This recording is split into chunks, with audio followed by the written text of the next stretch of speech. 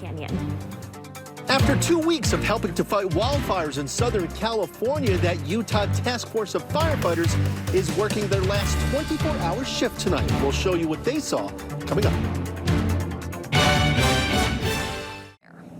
Utah firefighters who have been in California the past couple of weeks here are now in their last 24-hour shift before coming home. More than a dozen departments from Utah have been a part of this task force. News specialist Alex Cabrero joining us live outside Unified Fire headquarters. And Alex, you spoke to that team today. I'm sure they are just excited to get home, right? Yeah, they can't wait to get back to Utah, Ashley, and be with their families again. But leaving California is kind of bittersweet for them simply because of all the devastation that they witnessed. Our Utah firefighters know very well that there are a lot of families who don't have a home to return to. Even still, our Utah firefighters are proud of the job that they did there in California. A lot of their focus was on the Palisades fire, which saw some of the most damage. 11 people dead, close to 7,000 structures burned to the ground, and at last counts, nearly 24,000 acres burned. Utah fire crews have worked wildfires before, even have been to California in years past to help out. But veteran firefighter Kelly Bird with Unified Fire Authority says he and many firefighters have never seen anything like this. The scope and the magnitude of the destruction that we've seen here is, for most of us, unprecedented. And it's been completely mind-boggling to see, whole neighborhoods wiped out. And then in the midst of that, to see a single home that somehow survived. Almost 70 firefighters from Utah are with this task force. Again, tonight is their last 24-hour shift. Then they will start gathering their gear and start heading home. Bird told me it looks like they will get back to Utah on Sunday. He also told me there are some things they saw and some things they learned in California with these wildfires that they can implement here in Utah. We will get into that part of the story on mitigation and such coming up tonight in our 6 o'clock newscast. For now, though, for Live at 5, I'm Alex Cabrero. All right, Alex, thank you for that. Kevin, I got to spend a little time outside today. Tonight, the task force of about 70 Utah firefighters helping to fight the fires in Southern California on their last 24-hour shift before coming home. The scope and the magnitude of the destruction that we've seen here is, for most of us, unprecedented. Coming up, what they saw that could help us here in Utah. Plus, putting a stop to car camping near some of Utah's canyons. The reason for the rule and the price tag if you break it. It delays everybody's fun. And putting Utah on the map for space exploration. How our state could get more involved in outer space. We just seem to be positioned right.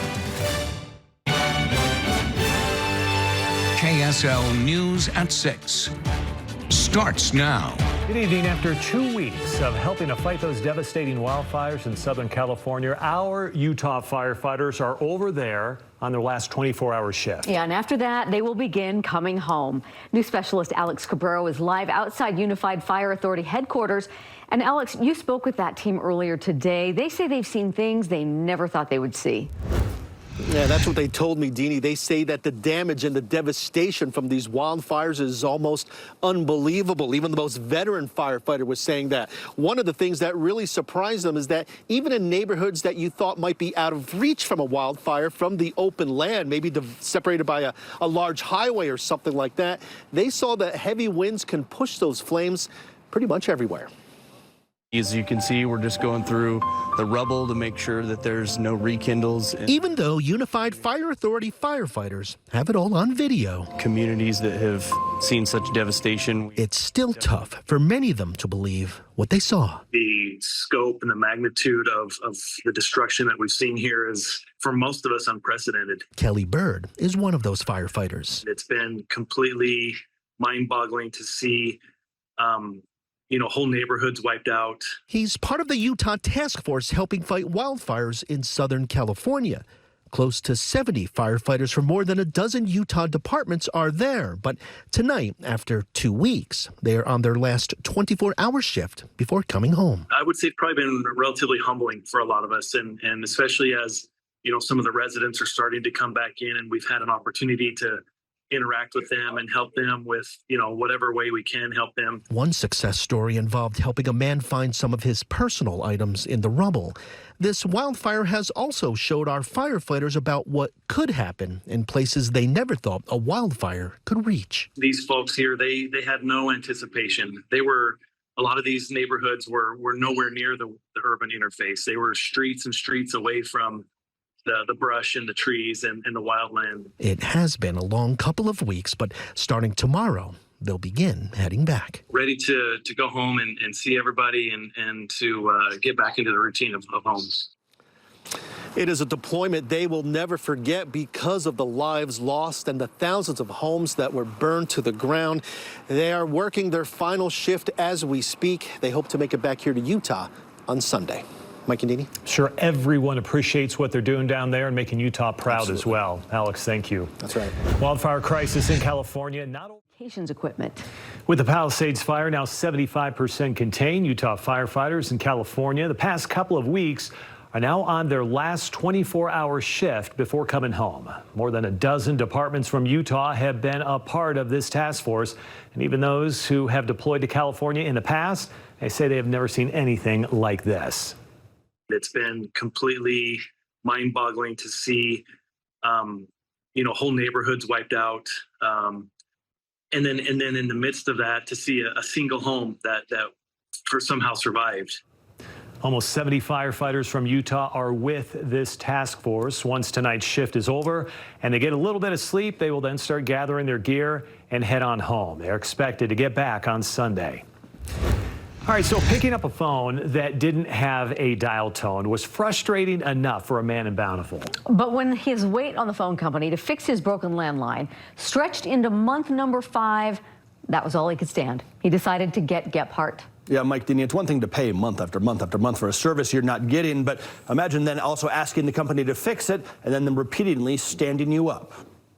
No ringing, no busy signals, no calls at all. All Thomas Copen gets on his home phone is this message: check telephone line. I haven't had a dial tone since August the 17th. That's right, 5 months now the telephone line for which he pays has not worked. No dial tone. They get a message that the phone box is full. Thomas says that CenturyLink did send out a service tech who checked the line. He said it was outside his scope to repair. I needed a cable technician. But it seems he cannot get one. Thomas now counts 17 appointments made by CenturyLink and we are unable to complete your service request today. 17 appointments broken. And sure, he's got a cell phone, but he wants his landline back, arguing it's more reliable in emergencies and it has a clearer call quality. That's important when you're hard of hearing. So the next appointment Thomas made was with me. Just last month, I reported on phone companies across the country moving to abandon the old copper wire tech of landlines. Consumer advocates worry that will leave behind folks who do not want or cannot afford a cell phone, along with people in rural areas where cell phone reception can be bad. But the response that the KSL investigators got back from CenturyLink's owner Lumen about Thomas's landline was swift. It was back online within 2 days' time. A spokesperson blamed the delay here on glitches in their scheduling tool and a neighbor's unwillingness to allow them access. I want a landline with a clear dial tone. And just like that, Thomas's home phone is back up and working, clear dial tone and all. And CenturyLink says they are giving Thomas a credit for those months that he was paying for a service that he did not get. If you got a problem you can't solve, give me a shot at it. The number 385-707-6153, or you can email me, matt@ksl.com. All right, good stuff. Wow. Thank you. Yeah, there you go. Landlines. Maybe I need to get a landline. No, you right? don't. All right, combination.